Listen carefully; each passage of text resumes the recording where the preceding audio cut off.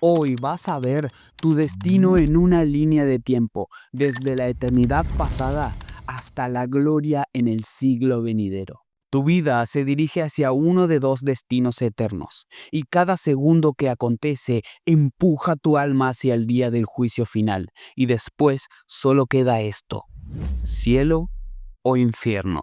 Pero lo más asombroso es que nada depende de tus méritos. Todo, absolutamente todo depende de una sola cosa: la gracia de Dios. Existe una cadena de 9 eslabones, inquebrantable e invisible, a los cuales los teólogos la han denominado la cadena de oro. Y si no estás en ella, necesitas a Dios con urgencia. Primer eslabón: la elección. Y si te dijera que la salvación de tu alma comenzó incluso muchísimo antes de que el mundo existiera y de que vos existieses. Bendito sea el Dios y Padre de nuestro Señor Jesucristo, que nos bendijo con toda bendición espiritual en los lugares celestiales en Cristo, según nos escogió en Él antes de la fundación del mundo, para que fuésemos santos y sin mancha delante de Él. Antes del tiempo, antes de la materia, antes de la creación misma, Dios ya había establecido que Él habría de salvar a su pueblo. Así lo declara la Escritura. A los que antes conoció, también los predestinó para que fuesen hechos conformes a la imagen de su Hijo, para que Él sea el primogénito entre muchos hermanos. Pero atención, ese conocer no es simple información, es afecto, elección, amor eterno. Dios creó al hombre justo y santo, pero también vio que el ser humano se iba a degenerar en un ser muy malvado. Pero Dios, que es rico en misericordia, viendo toda la masa caída, toda la humanidad caída, eligió salvar a un pueblo para su gloria. Así lo ilustra el teólogo reformado Charles Hudd.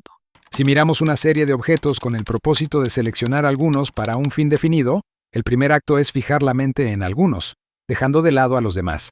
Y el segundo es destinarlos al fin propuesto. Así se representa a Dios contemplando la masa caída de la humanidad y fijando su atención en algunos a quienes predestina para salvación. De igual manera lo ilustra Wilhelm de Wet. La idea de elección soberana está claramente presentada aquí. Como ya hemos visto en el video anterior de esta serie, la palabra conocer no es simple información. Se trata de un conocimiento que transforma, de un conocimiento de amor. Así lo ha dicho también Arthur Walkington Pink. Se debe señalar que cuando leemos en la Escritura de Dios, conociendo a ciertas personas, la palabra se usa en el sentido de conocer con aprobación y amor. Pero si alguno ama a Dios, es conocido por Él. A los hipócritas, Cristo les dirá: nunca os conocí. Él nunca los amó. Elegidos según la presciencia de Dios Padre, significa, entonces, elegidos por Él como los objetos especiales de su aprobación y amor. ¿Podéis ver lo profundo de esta verdad?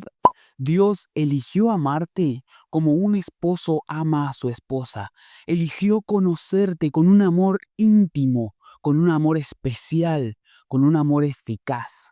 No en vano dice la Escritura que Adán conoció a Eva, que Caín conoció a su mujer y que José conoció a María después del nacimiento de Jesús. Se está hablando de un conocimiento tan íntimo como el que tiene un esposo con su esposa. Segundo eslabón, la predestinación. Dios te eligió, ¿pero para qué? ¿Con qué propósito? ¿Con qué fin? Nos escogió en Él antes de la fundación del mundo, para que fuésemos santos y sin mancha delante de Él, en amor, habiéndonos predestinado para ser adoptados hijos suyos por medio de Jesucristo, según el puro afecto de su voluntad. Así lo declara la Escritura. A los que antes conoció, también los predestinó para que fuesen hechos conformes a la imagen de su Hijo, para que Él sea el primogénito entre muchos hermanos. El concepto de predestinación enseña que Dios eligió de antemano cuál sería el destino final de las personas a las cuales Él eligió. Entonces podríamos preguntarnos, ¿por qué Dios nos predestinó? Porque Él eligió amarnos libremente en su soberanía. ¿Para qué Dios nos predestinó? Para que seamos llevados a la imagen de su Hijo y de esta manera lo adoremos, le glorifiquemos, lo alabemos por su gloriosa gracia, tal y como lo explica William Hendrickson. El preconocimiento o la elección dirige nuestra atención a las personas a quienes Dios eligió y solo de modo general a su destino final. Pero la predestinación fija nuestro pensamiento más definidamente en el propósito para el cual ellas fueron elegidas y en los medios para lograrlo. Esa meta no es simplemente llegar al fin a entrar al cielo, sino ser hechos conformes a la imagen del Hijo. En otras palabras, la presciencia, la elección habla del amor soberano de Dios. Pero la predestinación habla del destino final de aquellos a quienes Dios amó y el propósito por el cual los rescató. Que seamos llevados a la imagen del Hijo para poder adorarle eternamente. Tercer eslabón, el llamamiento. Después de haber conversado sobre los decretos de la elección y la predestinación, descendemos ahora al terreno experiencial, el llamamiento de Dios. Aquí ya estamos en este siglo, en el siglo presente, y es cuando el amor de Dios electivo y la predestinación se manifiesta en la voz del pastor. Mis ovejas oyen mi voz, y yo las conozco, y me siguen, y yo les doy vida eterna. Y no perecerán jamás, ni nadie las arrebatará de mi mano. Este llamamiento eficaz no es el mismo que Dios hace a todos sin distinción. No es la voz del ser humano predicando a los hombres y los hombres rechazando esa voz. Este es el llamamiento eficaz del pastor. Es la voz del Espíritu Santo hablando por medio del evangelista. Así lo declara la palabra de Dios. A los que predestinó, a estos también llamó. Y a los que llamó, a estos también justificó. Y a los que justificó, a estos también glorificó. Este eslabón no depende del talento, la capacidad o la estrategia humana. Este eslabón depende de la soberanía de Dios, de la gracia de Dios, de la bondad de Dios. Porque cuando el predicador llama a todos los hombres, Dios llama a los suyos. Y los suyos van hacia Él. Cuarto eslabón, la regeneración.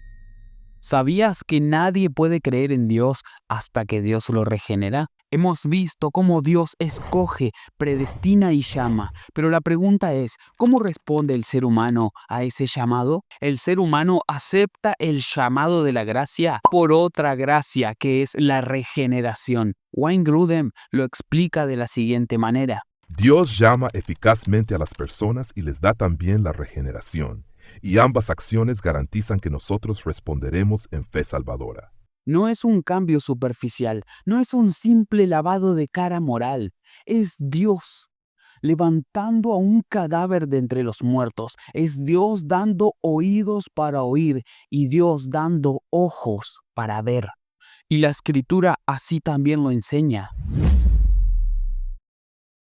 La fe viene del oír, y el oír por la palabra de Cristo. Este pasaje no dice que la fe viene por el mensaje. No, no dice eso. Este pasaje enseña que la fe viene por el oír. Pero para tener oír, necesito que se me abran mis oídos, tapados por el pecado. Entonces Dios abre esos oídos. El llamado produce el oír, y el oír produce la fe. Ese oír y ese llamado, ahí está de manera concomitante, juntas, unidas, la regeneración y el llamado. Porque cuando Dios llama, también regenera. Y cuando Dios regenera es porque realizó el llamado. Quinto eslabón, la conversión.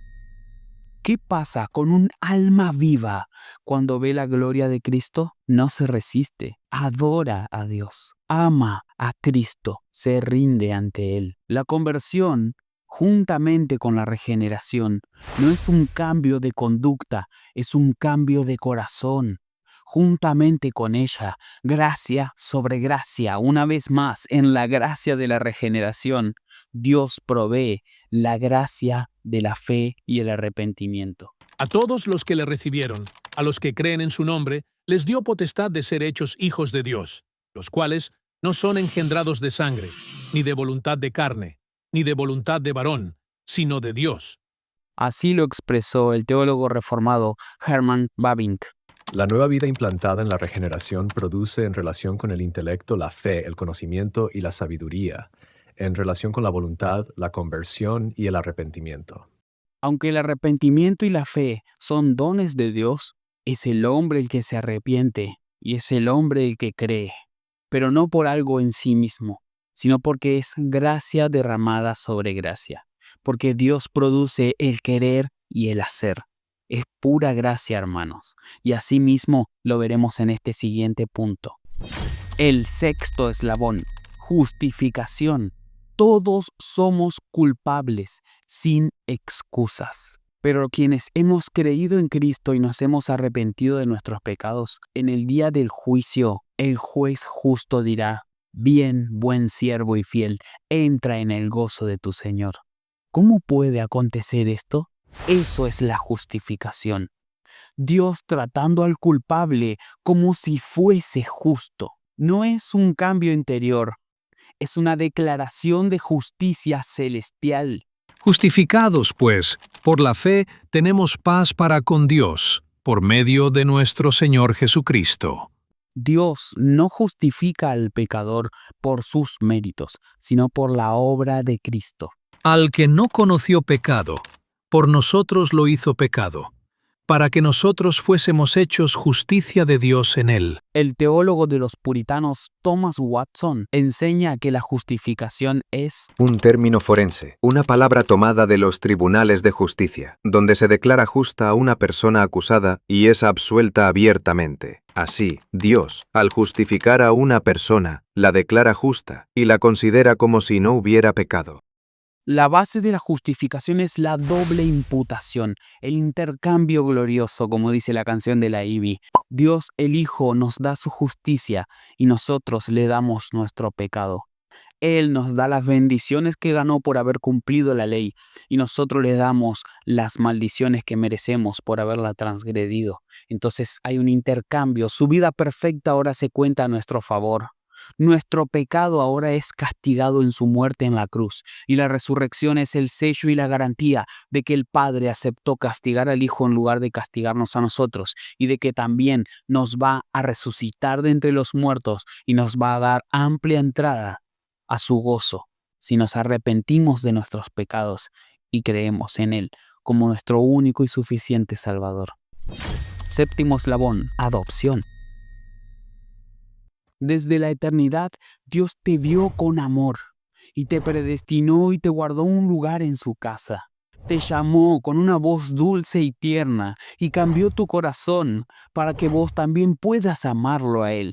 Te justificó porque eras culpable y merecías el infierno, pero Él te declaró justo. Pero no solo te libró del castigo, sino que te abrió sus brazos y te adoptó como su hijo. Él te abre las puertas de su hogar. Él te trata como si fueses Cristo. No solo te perdonó, te abrazó. No solo te libró del infierno, te hizo heredero del cielo. La Biblia enseña esto con claridad. Y sabemos que a los que aman a Dios, todas las cosas les ayudan a bien. Esto es, a los que conforme a su propósito son llamados. Porque a los que antes conoció, también los predestinó para que fuesen hechos conformes a la imagen de su Hijo, para que Él sea el primogénito entre muchos hermanos. Hemos recibido esta gracia tan grande, ¿cómo no hemos de compartirla? Así dijo el príncipe de los predicadores Charles Spurgeon. Ha adoptado a una innumerable multitud de aquellos que en otro tiempo fueron hijos de ira y siervos de Satanás. Ha escogido a algunos de los más viles hijos e hijas de Adán, pero ellos han sido lavados, han sido limpiados, han sido regenerados y han recibido el sello de su adopción en la familia de Dios. Y ahora exclaman con gozo: ¡Abba, Padre! Pero todavía hay lugar para otros millones más en esa gran familia. La adopción es un acto libre del amor de Dios, mediante el cual nos recibe en su casa, nos trata como sus hijos. Y realmente somos sus hijos. Octavo eslabón, santificación. Donde no hay santificación, tampoco hubo justificación. Esto debe quedar claro. ¿Cuál es la evidencia contundente de que una persona está en esta cadena? Está siendo santificado. cada día se parece más a Jesús. ¿Qué es santificarse? Parecerse más a Jesús. Así lo declara el apóstol Pablo en la cadena de oro. A los que antes conoció, también los predestinó para que fuesen hechos conformes a la imagen de su Hijo, para que Él sea el primogénito entre muchos hermanos. Así lo enseña también John Charles Wright. Santificación es la formación de la nueva criatura. Es implantar y grabar la imagen de Cristo en la pobre alma. Si estás en la cadena de oro, vas a ser santificado, porque Dios te eligió no para dejarte en tu pecado, sino para santificarte y hacerte cada día más parecido a Jesús. Y de esa manera le adoramos. Noveno eslabón, la glorificación. Esta cadena comenzó en la eternidad pasada y termina en la gloria venidera. La justificación es ser rescatados del castigo del pecado. La santificación es ser rescatados del gobierno del pecado. Pero la glorificación es ser rescatados incluso de la presencia del pecado. Ya no habrá más pecado entre Dios y nosotros, porque le veremos como Él es, cara a cara. Así lo declara la Escritura. A los que predestinó, a estos también llamó. Y a los que llamó, a estos también justificó. Y a los que justificó, a estos también glorificó. Tendremos cuerpos nuevos que ya no serán impedidos para glorificarle, como lo dice el doctor Rufat.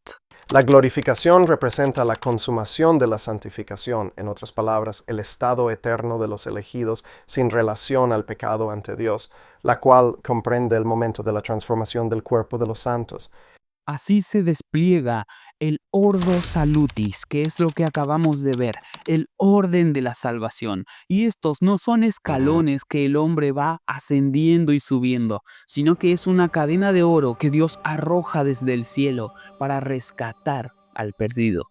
Este orden no intenta ser cronológico ni ordenar las cosas paso por paso en el tiempo, sino que es lógico y concomitante. Es lógico porque una gracia produce el efecto, causa la otra gracia, como lo hemos visto. Pero además es concomitante porque algunas gracias, aunque una produce otra, están inseparablemente unidas. Así lo expresó el teólogo John Murray. La persona regenerada no puede vivir en pecado y permanecer no convertida. Tampoco puede permanecer en una neutralidad abstracta. Estas cosas nos dan la seguridad de la salvación, porque Dios nos llamó y lo escuchamos y cambió nuestro corazón y cambió nuestra condición de culpables delante de Él y nos abrazó en su familia y ahora no solo lo amamos a Él, sino también a nuestros hermanos en Cristo. Amamos su palabra y amamos encontrarnos con Él en oración. Examinemos nuestra vida. Y si estás en esta cadena de oro, nunca vas a perder tu salvación. Y aunque tropieces, no caerás. Y aunque llores, no te perderás. Y aunque mueras, vivirás. Porque Dios persevera a sus santos, no a los pecadores. Dios persevera a sus santos. Esta no es solo tu historia en una línea de tiempo, es la historia de Dios salvando a lo largo del tiempo.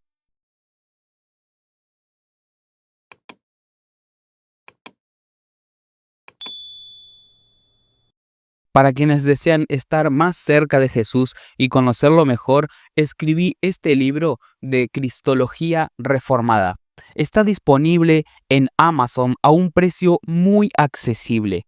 Pero si usted no tiene el dinero para adquirirlo, envíeme un correo al mail que aparece en pantalla y se lo facilitaré totalmente gratis, sin solicitarle ningún tipo de explicaciones. No te pierdas el próximo video, porque exploraremos el origen de las doctrinas de la gracia y por qué son la columna vertebral del verdadero evangelio. Luego la desglosaremos punto por punto.